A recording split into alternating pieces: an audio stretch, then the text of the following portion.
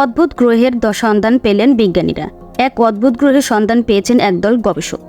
এই গ্রহ দেখে মনে হবে ভেতর থেকে গলে যাচ্ছে। দূরবর্তী নক্ষত্র ব্যবস্থায় অবস্থিত এই গ্রহের নাম TOI 6713.01। লাইফ সায়েন্সের একটি প্রতিবেদন অনুসারে এটিতে অনেকগুলি সক্রিয় আগ্নেয়গিরি রয়েছে বলে মনে হয়। মহাকাশ থেকে গ্রহটি দেখলে এটি একটি জ্বলন্ত লাল আভা দিচ্ছে বলেও মনে হয়। সংবাদ মাধ্যমটি আরও জানায়, এমন গ্রহ আগে কখনো দেখা যায়নি। গবেষকরা জানিয়েছেন, অদ্ভুত গ্রহের অস্তিত্ব নিশ্চিত করতে ফলো আপ পর্যবেক্ষণের প্রয়োজন হবে।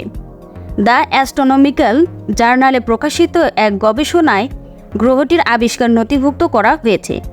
এটি পৃথিবী থেকে প্রায় 66 আলোকবর্ষ দূরে একটি বামন নক্ষত্রকে প্রদক্ষিণ করছে। গ্রহটি পৃথিবীর চেয়ে সামান্য বড় এবং 2.2 দিনের মধ্যে তার কক্ষপথ সম্পূর্ণ করে।